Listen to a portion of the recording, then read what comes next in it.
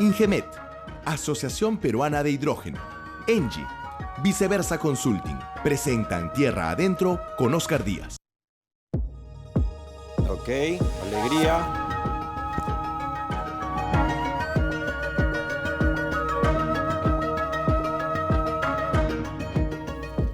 Señoras y señores, muy buenas noches y bienvenidos a una nueva edición de su programa dominical Tierra Adentro, como todos los domingos, efectivamente a las 7 y a las 9 de la noche, en doble horario estelar a través de esta su casa ATV+. Oscar Díaz les da la bienvenida y los invita a acompañarnos en esta hora que siempre pasa volando por la calidad de los invitados y los temas que abordamos para beneficio de ustedes. Bien, tenemos varias cosas y las vamos a ir presentando. Primero, déjenme comentarles que esta semana se realiza el Simposium Resmine 2023. Esto es, digamos, la abreviatura de Responsabilidad Social Minera. Esto es el 9 y 10 de agosto en el Open de la Universidad Católica. Va a haber mucha gente para debatir, analizar las variables sociales que enfrenta el sector minero, que es el sector indudablemente más importante del Perú.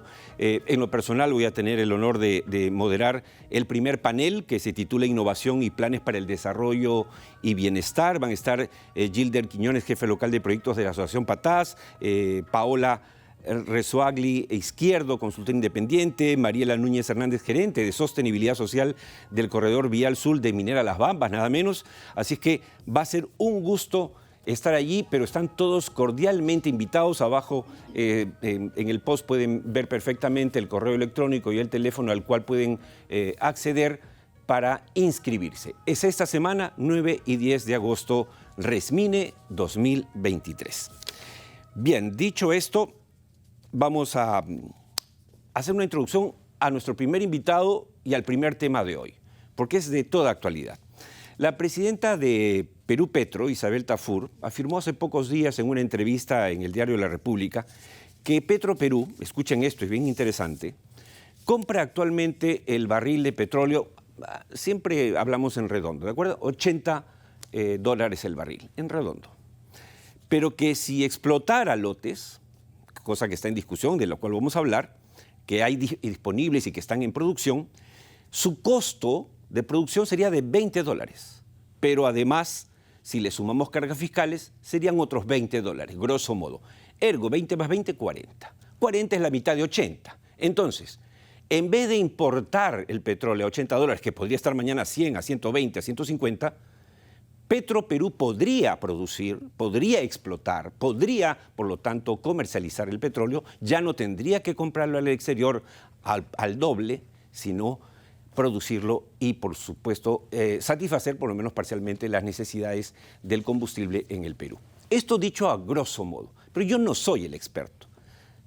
Para eso, y por eso, hemos invitado hoy al programa al expresidente de Petro Perú, Humberto Campodónico, que tiene una posición particular, que la ha plasmado en varios artículos, como el último del 25 de julio, titulado La farsa de la libre competencia. Provocador título, ¿no? Vamos entonces a presentar de inmediato la entrevista de portada con Humberto Campodónico, expresidente de Petro Perú, que llega gracias a Engie. Punta Lomitas, la central eólica más grande del Perú, con 296.4 megawatts y 57 aerogeneradores. Con este proyecto seguimos impulsando la transición energética de nuestros clientes y el Perú. Engie, vamos más allá de la energía.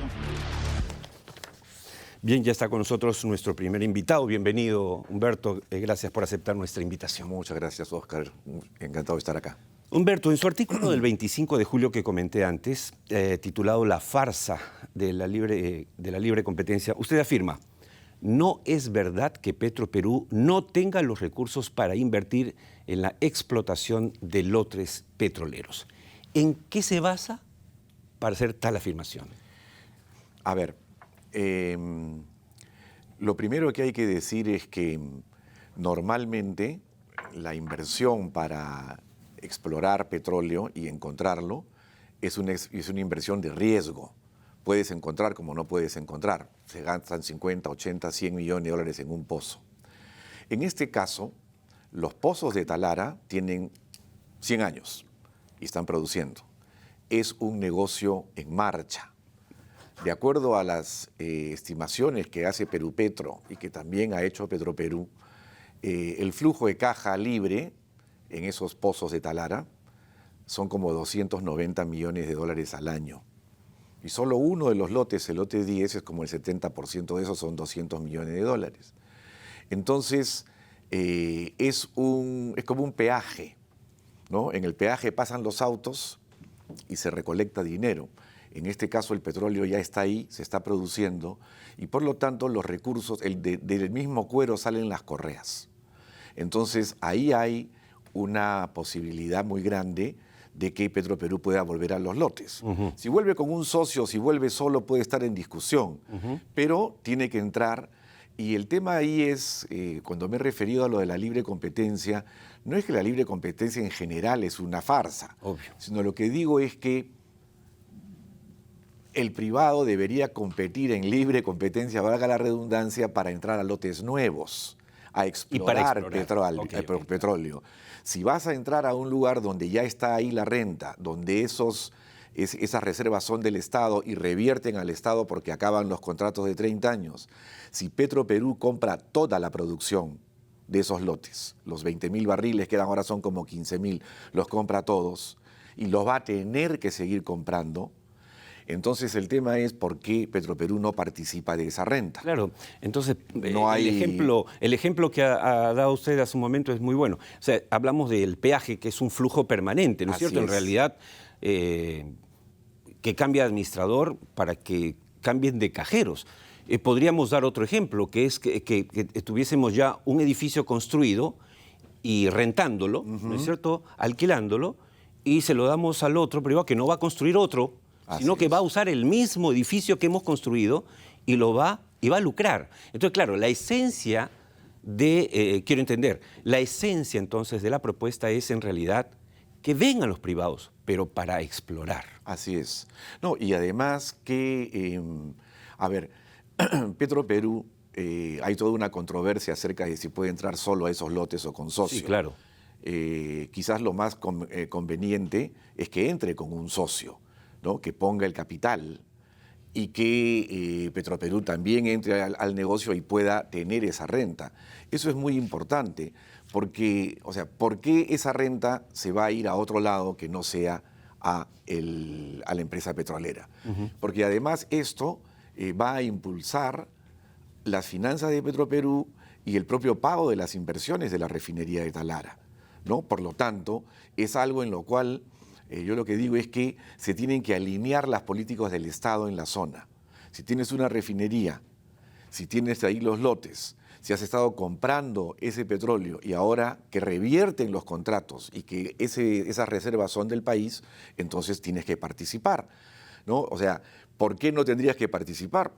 Con privados, etcétera, y esa debería ser la negociación que haya, ¿no? Y la propia doctora Isabel Tafur lo ha dicho, ¿no? Lo que pasa es que ahora vienen una serie de comentarios en los cuales se dice que Petroperú no debe entrar, que no tiene los flujos. Y la que no tiene la capacidad gerencial, etcétera. Bueno, y a algunos no le falta razón. Pero justo comentamos antes del programa, y usted, Humberto, me mostró un cuadro que tenemos, señor director, simplemente es un extracto del informe. Les cuento, amigos televidentes. Después de la presidencia, del paso por la presidencia de Petroperú, de Humberto Campodónico, nuestro invitado, digamos, se sentaron las bases y después se firmó finalmente un contrato con la empresa que están viendo ustedes, Arthur D. Little, es en inglés, o ADL, en la jerga de todos. Es una empresa reconocida mundialmente. ¿Y qué se le encargó? Se le encargó estructurar, realizar el plan de reestructuración de Petróleos del Perú, ¿de acuerdo? De la empresa petrolera. Ese informe ya culminó y fue entregado el 27 de julio. Y tenemos aquí al expresidente de Petroperú que nos puede comentar cuál es la esencia de ese informe. Bueno, Petroperú ha tenido una serie de problemas, sobre todo de liquidez en los últimos años, pero sobre todo el año pasado, debido a problemas de buen gobierno corporativo, al hecho que hubo acusaciones de corrupción, se perdió la confianza de los inversionistas, de los acreedores, no se firmó el acuerdo con Price Waterhouse que iba a auditar los estados financieros, lo cual es una especie de pasaporte para cualquier empresa que tiene deuda afuera. Y entonces, cuando hubo la crisis de liquidez y el gobierno dio un aporte de capital, lo que al mismo tiempo el gobierno planteó en un decreto de urgencia era que se haga este plan de reestructuración. Ya ha terminado, ha habido anuncios por parte de Petroperú, tiene que ver con reestructurar la empresa, ver el lado comercial, el lado financiero, el lado operativo de lo que es la empresa, incluso el problema de los recursos humanos de Petroperú. Pero uno de los temas fundamentales es el lado productivo. Y entonces, con respecto al lote 10, que es uno de los más importantes, que es el 70% de todo Talara, lo que dice Arthur D. Little es que le conviene a Petroperú entrar ahí. Lo dice textualmente. Ahí lo hemos visto lo dice textualmente.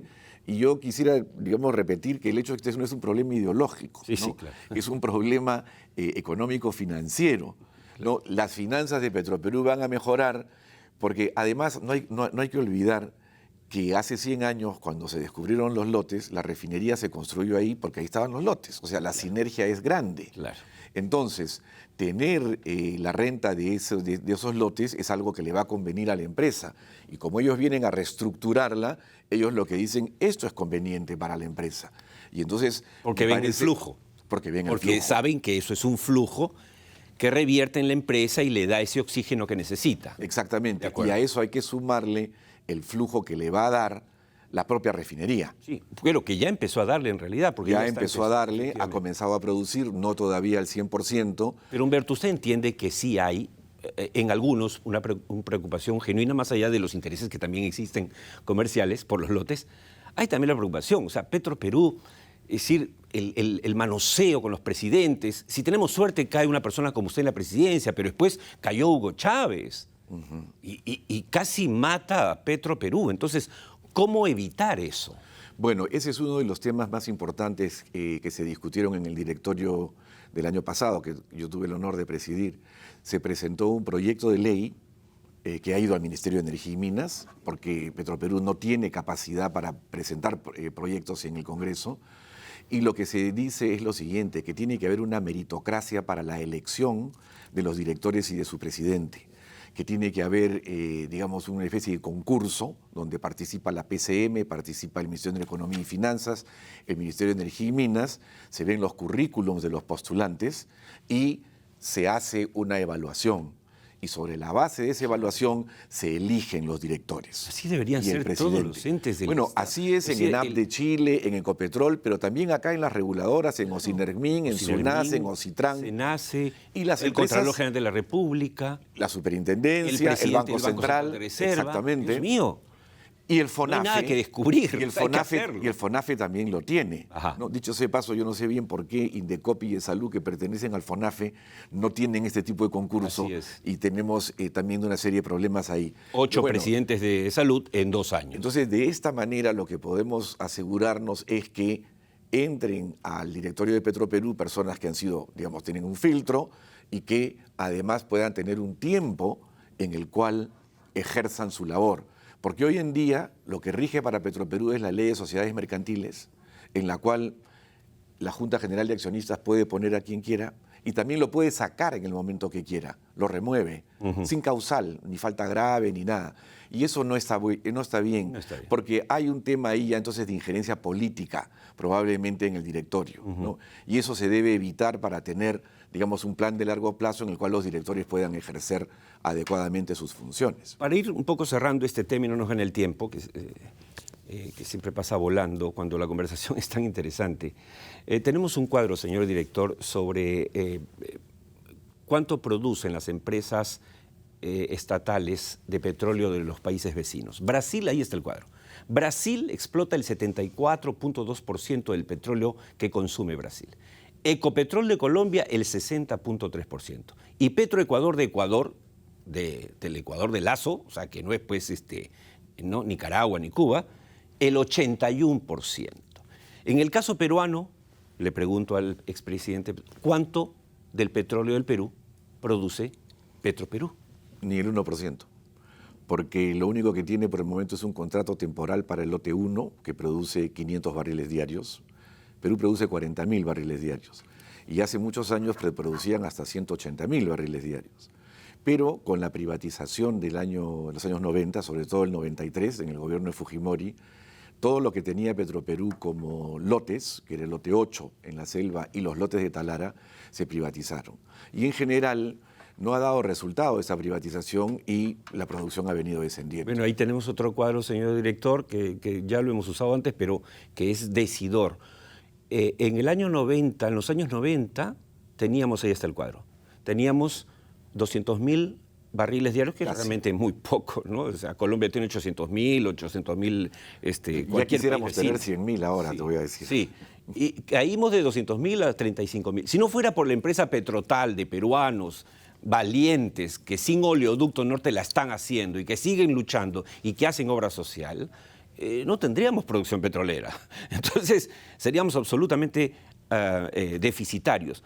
Pero el postulado suyo, Humberto, entonces es, ya no solamente en base a los artículos que hemos leído de usted años en la República, sino a una experiencia que es interesante. Usted ha hecho su servicio cívico obligatorio, ha pasado por la presidencia de Petroperú, o sea, ha estado ahí.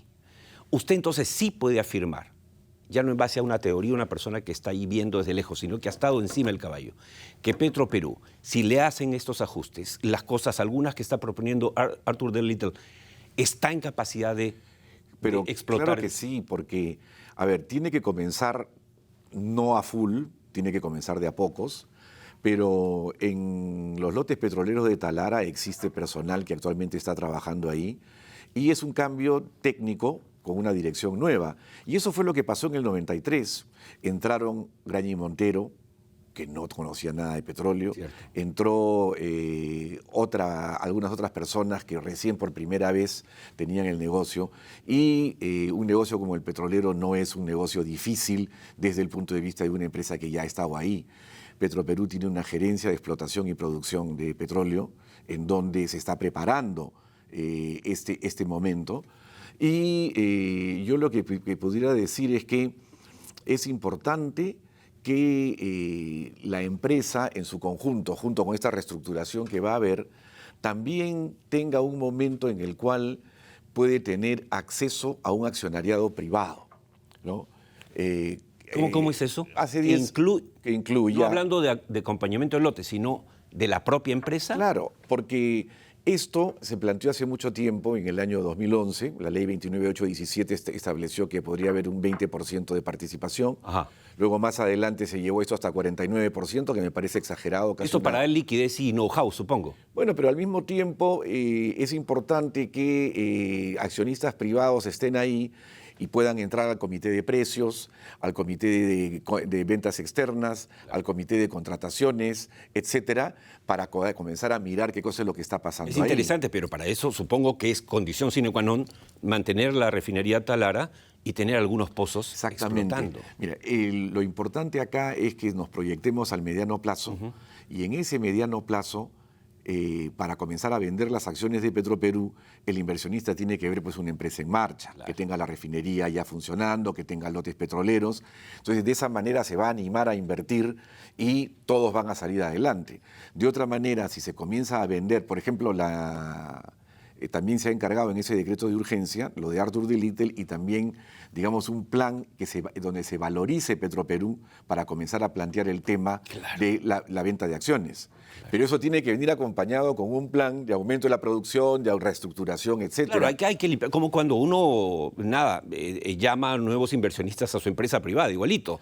Claro, el tema es que para no malbaratear las acciones, sí, claro, y para que no se malbarateen las inversiones que ya han ocurrido ahí, la empresa tiene que tener pues un rumbo de mediano plazo. Y hay un tema que me comentó usted antes y me pareció interesantísimo, antes que nos gane el tiempo, la posibilidad de que el oleoducto norte, que se ha convertido en un verdadero problema, casi inmanejable, para Petroperú y que solo le cuesta en reputación, le cuesta dinero, pase a Perú Petro para que Perú Petro lo ofrezca a privados. ¿Cuál es la idea suya? No, o sea, lo que hay que hacer es estudiar bien qué cosa es lo que tiene que hacer el oleoducto. Aparte de que tiene que haber, digamos, una reingeniería de cómo está el oleoducto, lo que se viene haciendo para que no haya, digamos, problemas, que además tiene un problema social ambiental muy fuerte, porque hay cortes constantes en el oleoducto que están constantemente vaciando el petróleo a los ríos, los nativos se quejan, etcétera. Entonces tiene que haber algún tipo de forma en la cual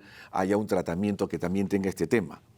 Pero el hecho es que Petroperú en este momento, desde hace 30 años, no tiene ni un solo barril de petróleo en la selva, no lo transporta. Y quien hace, digamos, quien está encargado, el ente encargado de promover la exploración y la explotación petrolera en el Perú es Perupetro. Esa es su función. Cuando ellos van a Houston, a un lado, a otro, ellos van a, digamos, decir, tenemos esta cuenca, tenemos estos estudios, vengan ustedes acá, etcétera.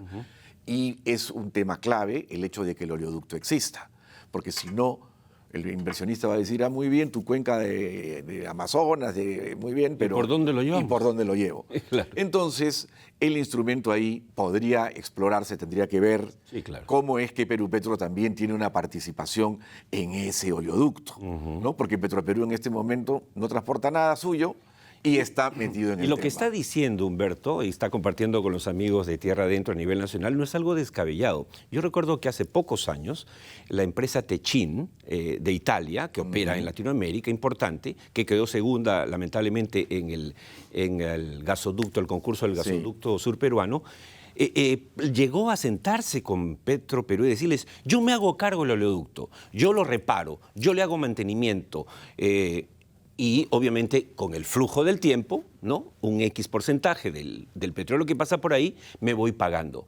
Y eso quedó en nada, pero, o sea, hay alternativas. Esa es una alternativa que se puede estudiar y se puede analizar, no necesariamente aquella de Perupetro, pero algo se tiene que hacer ya. Ahora, todo eso tiene que ver al mismo tiempo con una visión de mediano y largo plazo para la propia empresa. Por ejemplo, en Chile tienen un plan que se llama Energía al 2050. Y en ese plan está claramente establecido qué cosa es lo que va a hacer la Empresa Nacional de Petróleo de Chile, que se llama ENAP. Va a hacer transición energética, va a entrar al hidrógeno verde, ha construido un terminal de LNG, etc. Bueno, acá en el Perú, en esa transición energética, ¿cuál es el rol que queremos para Petroperú? Exacto. ¿Cómo lo vamos a ubicar? ¿No? Porque acá todavía tenemos un problema en que el chip de la privatización no se ha ido, ¿no? Ha habido una ley que excluye a Petroperú del proceso de privatización, hay una ley que lo moderniza y lo fortalece, etcétera, pero estamos con el tema de que hay la subsidiariedad de la actividad empresarial del Estado, que se debe privatizar, etcétera. Entonces, yo creo que tenemos que avanzar un consenso, habría que proponer quizás un diálogo que nos pueda decir, mira, esta empresa tiene este rol, va a avanzar de esta manera, porque si no, algunas de las cosas que se pueden ver, por ejemplo, en la actual objeción a que Petroperú entre a esos lotes, que tenga contratos y todo lo demás, en realidad lo que están diciendo es, sin decirlo, la vamos a debilitar, no le vamos a dar ese flujo. Entonces, detrás puede estar una idea, que es la idea de que el Estado no debe tener empresas, y que pues, si no debe tener empresas, entonces mejor avanzar en esa línea. Si es así, que lo digan abiertamente. Claro. ¿No? Que lo digan abiertamente y que se debata con esas posiciones, porque la necesidad de la empresa es grande, no solamente porque abastece en muchas partes de la sierra y de la selva donde no llegan los privados. Durante años no se devolvía el IGB en Loreto, en Ucayali, por una ley que dio Fujimori sobre una promoción para la selva. Ninguno de los privados comenzó a ir porque no les devolvían el IGB, solamente estaba Petroperú. Ya. Pero esa es una parte que se puede decir que, bueno, ya tuvo ese rol, pero en general la tarea de asegurar el suministro, de competir, etcétera, es muy importante. Yo creo que eso es algo que en lo que debemos estar, y no estar bamboleándonos de un lado a otro. Y si bien nos ganó el tiempo, Humberto, pero prometo volverlo a invitar y espero que usted vuelva a aceptar mi invitación. Creo que debe quedar claro también que están totalmente equivocados quienes creen que como ahora se ha acelerado el cambio de la matriz energética por el COVID, por el calentamiento global y por la guerra de Ucrania, ya nadie necesita petróleo. El petróleo va a existir y va a necesitarse en esa transición por lo menos los próximos 50 años, si no más. Entonces, es un suicidio no hacer algo con el petróleo que tenemos nosotros. Es un muy buen punto. Los cálculos de Deloitte, que los hizo para Enel, acerca de la transición energética, en el mejor escenario, el crecimiento de la demanda de petróleo sería de 1.6% de aquí al 2050. Eso lo que quiere decir es que de los 260.000 barriles que consumimos ahora, vamos a estar en 300.000 en el año 2050. Claro. mucho más van a haber avanzado las renovables y las energías limpias. Pero la otra, si bien avanza menos porque va a ir decayendo, no se termina. Entonces, algunos piensan que con la transición energética no va a haber petróleo en 10 años, y no es así. No es así. Y por lo tanto, la refinería de Talara, que tiene justamente uno de sus puntos centrales es disminuir la producción de azufre para que se contamine menos, tiene el tiempo asegurado, ¿no?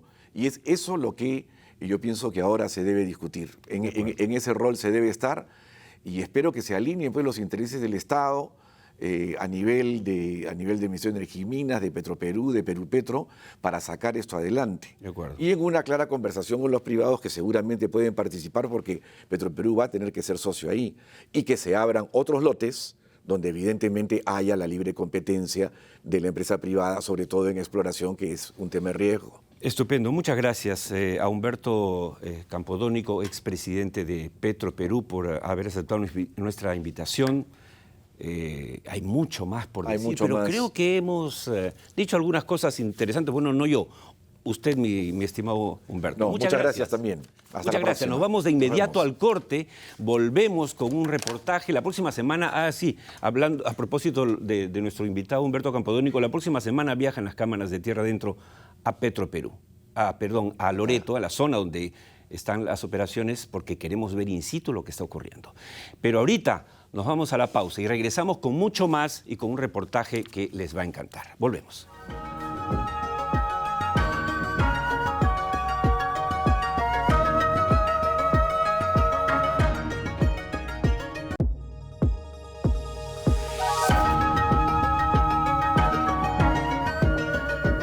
Amigos de Tierra Adentro, como siempre tratamos de presentarles historias en diferentes partes del Perú, sitios que visitan los equipos de Tierra Adentro, y este es el caso. Miren, en esta oportunidad las cámaras de nuestro programa de Tierra Adentro viajaron hasta el lejano distrito de Chugay, en La Libertad, y se encontraron con otra historia humana que los sorprenderá. Adelante.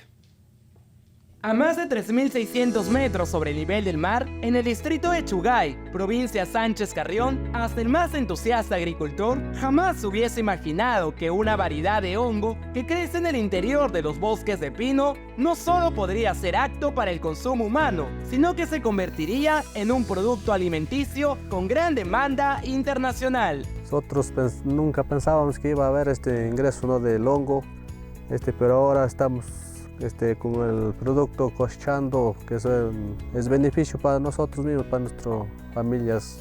En exclusiva, Tierra Adentro llegó a esta parte de la región La Libertad para conocer in situ este resultado alentador, que sin duda alguna marcará un antes y un después en la vida de los productores locales.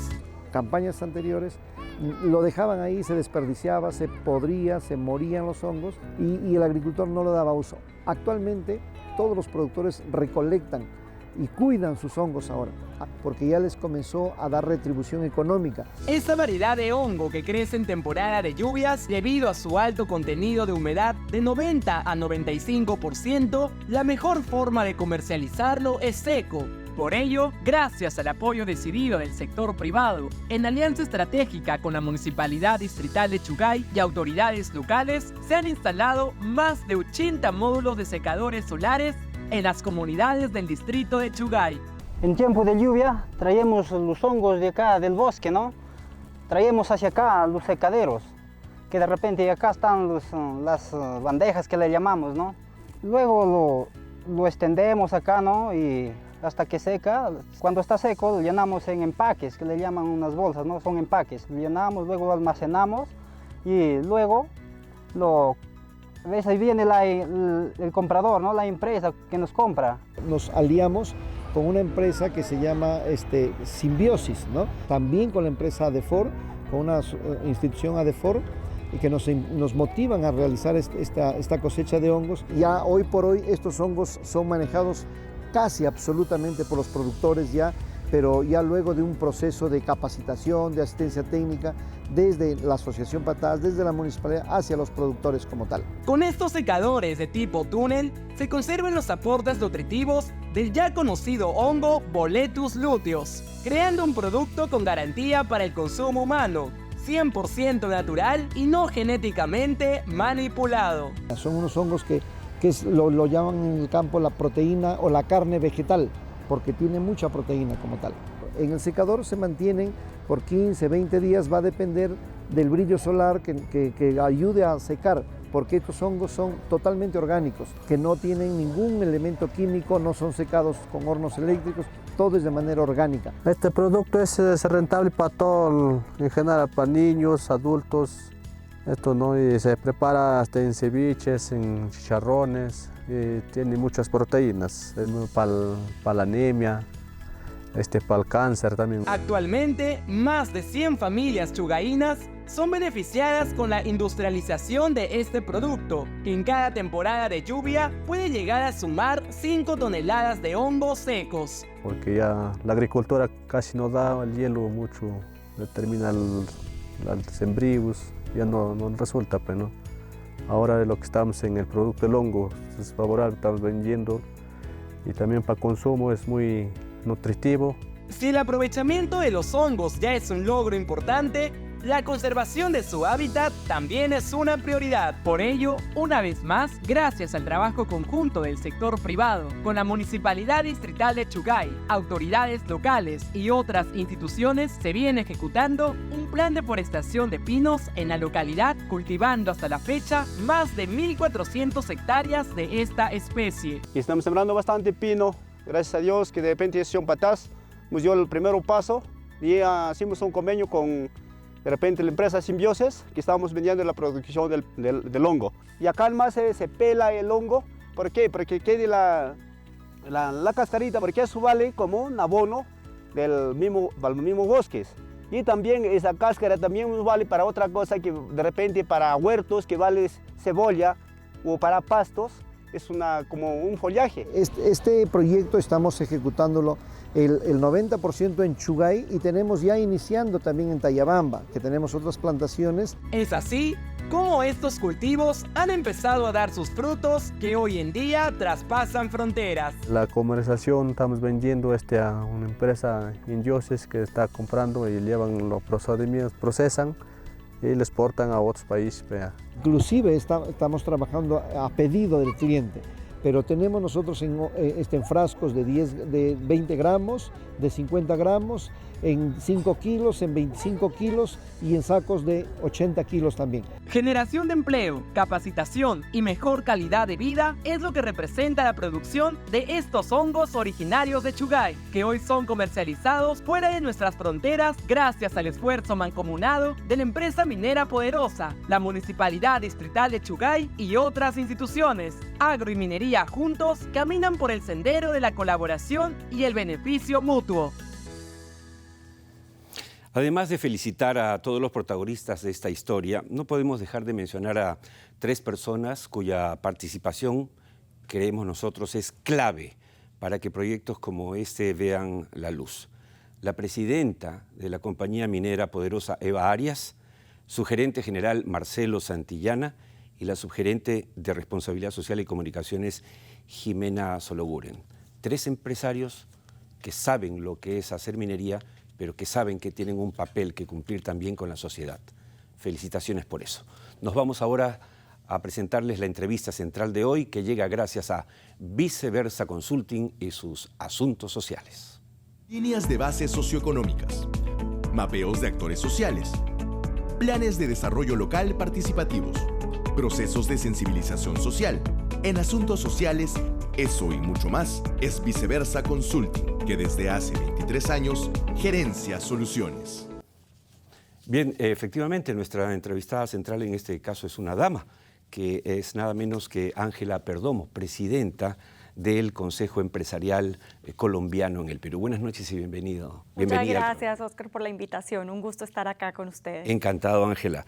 A ver, para ponernos en situación, ¿cuánto ha crecido la inversión y la presencia de empresas colombianas en el Perú en los últimos años y por qué? Bueno, durante los últimos 20 años hemos llegado ya a mucho más de 200 empresas colombianas, el 10% de estas de gran tamaño, especialmente por el tema de energía y gas natural.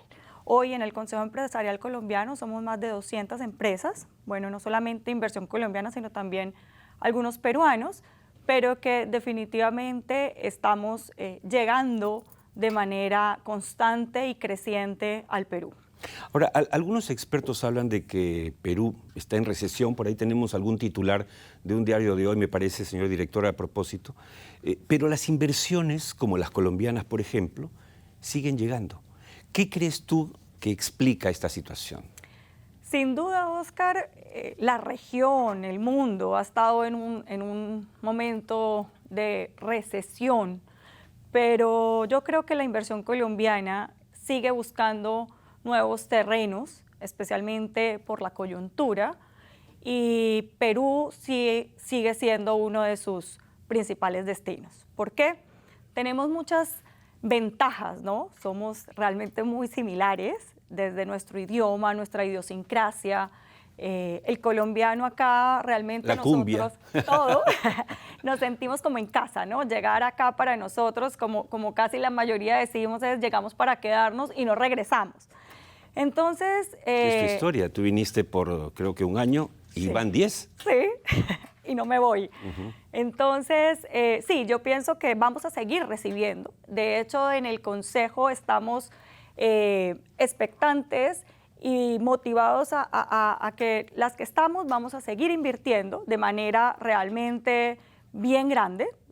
Tenemos algo de más de 1.500 millones de dólares anuales se invierten en inversión colombiana en Perú y creemos que va a superarse esto, porque el tema económico en Colombia, político, que está un poco complejo, hace que busquemos, como te decía, nuevas expectativas, nuevos horizontes, y Perú sin duda es uno de los Además, tú eres, Ángela, presidenta del Consejo Empresarial Colombiano, y claro, no oficialmente, pero oficiosamente casi estás de embajadora, porque no tenemos embajador de Colombia, lamentablemente, por estos problemas tontos de presidentes, y tampoco tenemos nosotros allá un representante de Cancillería. Entonces, los empresarios están poniéndose adelante y siguen haciendo negocios. Y yo veo que siguen llegando empresas colombianas, sobre todo además en el sector efectivamente construcción. He visto gas que están teniendo y se han convertido en el cuarto país,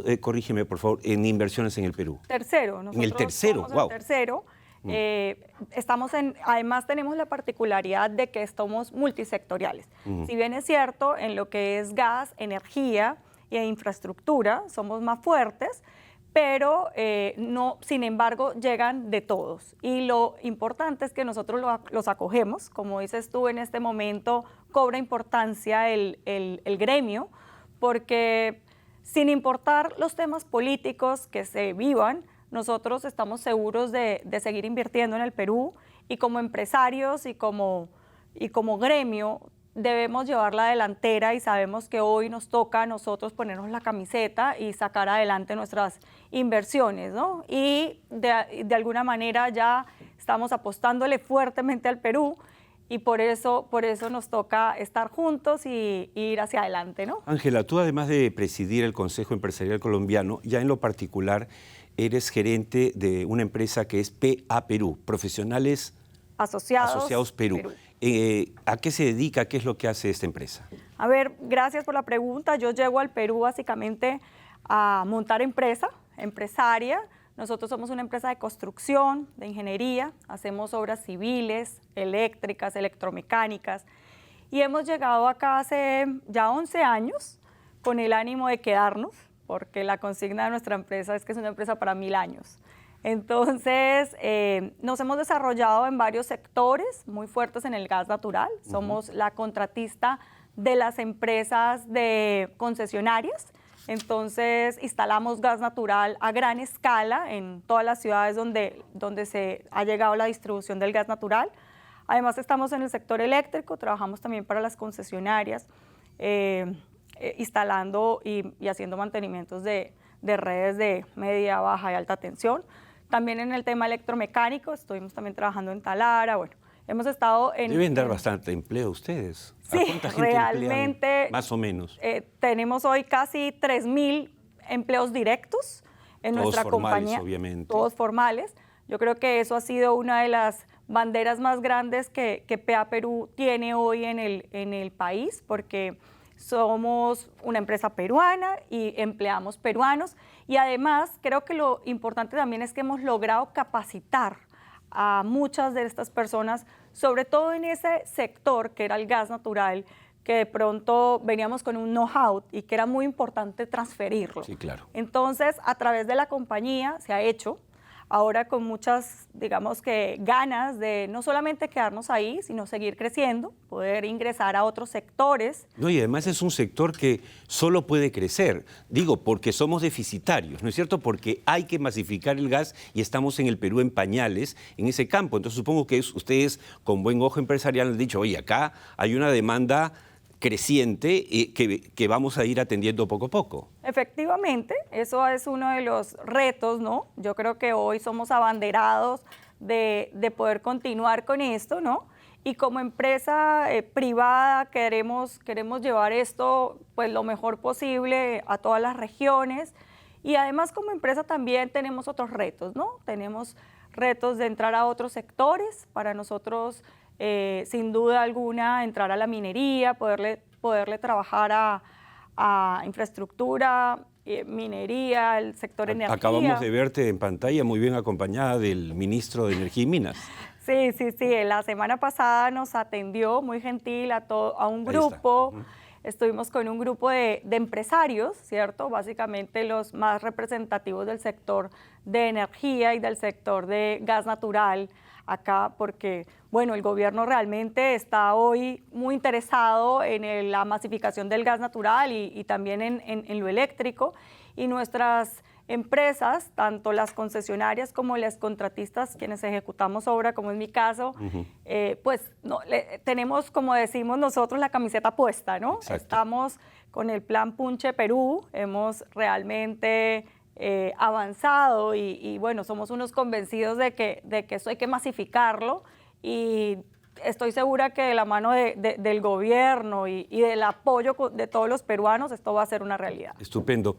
Recuerdo que tuve la oportunidad de conocerte en Toronto, ahora en marzo, en el PDAC, y yo decía, ¿y qué hace una colombiana rodeada de peruanos en el PDAC? No porque estuviese mal, sino era la pregunta, y ya hoy sabemos por qué. Porque estás aquí invirtiendo, dando trabajo hace 10 años en el Perú. Te felicito y te agradezco por eso, que tu testimonio es otra de las demostraciones que tratamos de dar en este programa, de que el Perú es un país de oportunidades a pesar de todos los problemas que enfrentamos. Muchas gracias por tu presencia, Ángela Perdomo, y espero tenerte en otra ocasión. Gracias, Oscar. Fue de verdad un placer estar acá, y sí, estamos seguros que realmente Perú ya no me siento extranjera, ya me siento como en casa, y que vine para quedarme y para aportar todo lo que más se pueda al Perú. Estupendo. Muchas gracias. Muchas gracias. Fue Ángela Perdomo, presidenta del Consejo Empresarial Colombiano. Nos vamos rapidito a la pausa, me están haciendo 1000 señas. Nos vamos, como siempre, con nuestro dato curioso de Volver al Futuro. ¿Saben ustedes que el planeta podría perder el 10% de toda su biodiversidad? Hacia allá estamos caminando. Miren el dato, la pausa, y regresamos con José González desde Nueva York, porque les cuento, es que no lo pueden creer, Fitch Ratings ha bajado la calificación de los Estados Unidos. Vamos a saber por qué después de la pausa.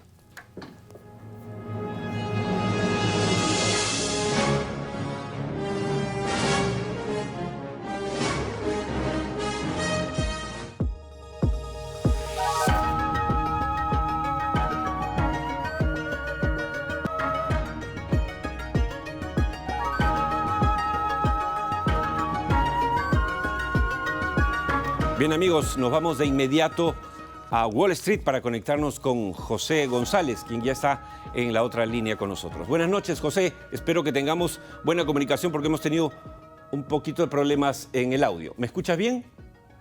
Sí, perfecto, encantado, Oscar. Perfecto. Vamos a hacer las preguntas de rigor, decía antes del corte comercial. Esta semana el mundo entero escuchó con estupor a la calificadora de riesgos Fitch Ratings, que bajó la calificación nada menos que de los Estados Unidos. ¿Cuál es el verdadero significado, José, de esto? ¿La trascendencia es algo para preocuparse o no? No, es es la primera vez que sucede, Oscar. En el año 2011, hace 12 años, S&P Global redujo la calificación de la deuda norteamericana en la misma dirección, de AAA a AA+. Y tuvo que ver con estas discusiones sobre el techo de la deuda norteamericana, que si recuerdas, hace una semana la secretaria del Tesoro había dicho que podía poner en riesgo el pago de las obligaciones norteamericanas y que si el Congreso y el Ejecutivo no se ponían de acuerdo en extender ese techo de la deuda, los Estados Unidos va a poder satisfacer su deuda. ¿Qué dice Fitch esta semana? Que bajan la calificación por un deterioro financiero que prevén que va a suceder en los próximos 3 años. ¿Por qué? Por cortes en los impuestos, en los acuerdos que hubo para cambiar el techo de la deuda, aumento en los gastos en las leyes de la administración Biden, shocks exógenos económicos de lo que está sucediendo a nivel global. Y por último, un tema de gobernanza, que no hay acuerdo entre el Ejecutivo y el Legislativo. Ahora, la decisión ha sido tomada por analistas y funcionarios del gobierno como fuera de lugar, no planteada en un momento adecuado y ha sido más o menos desestimada.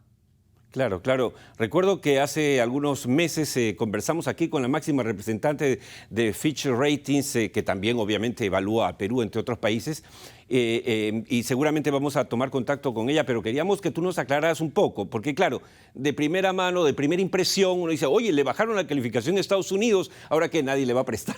No, no es así, creo que la cosa no es así. O sea que, digamos, la cosa está pareja allá. No, ha sido recibido como algo, digamos, desagradable, de mal gusto, dirías tú.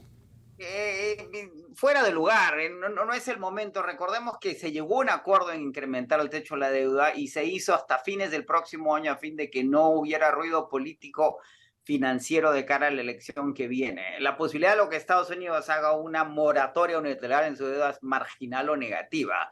De ahí que la discusión haya sido, vaya en la dirección que, independientemente de que sí tenemos un deterioro fiscal creciente, las posibilidades que los Estados Unidos deje de pagar su deuda solo por un problema administrativo que nunca, la sangre nunca ha llegado al río, sería muy difícil que suceda. De acuerdo. José, muchas gracias. ¿Cuánto es la temperatura allá ahora? 32 grados centígrados. Uy. Ya, muy bien. Estamos conectados el próximo domingo. Muchas gracias, José, como siempre. Nos vamos ya despidiendo con una frase, ahora que está de moda la película Oppenheimer, que ya la vi, extraordinaria, se la recomiendo. Justamente el físico Robert Oppenheimer, el inventor de la bomba atómica, para bien o para mal, dijo lo siguiente, escuchen: mientras los hombres sean libres para preguntar lo que deben, decir lo que piensan y pensar lo que quieran, la libertad nunca se perderá y la ciencia nunca retrocederá. Lo dijo el físico Robert Oppenheimer. Señores, ha sido todo por hoy. Muchas gracias por su compañía. Recuerden, el programa va siempre a las 7 y a las 9 de la noche. Todos los domingos en esta su casa TV+, su programa Tierra Adentro. Oscar Díaz les agradece su compañía y los invita para la próxima semana a estar juntos, si Dios quiere. Gracias.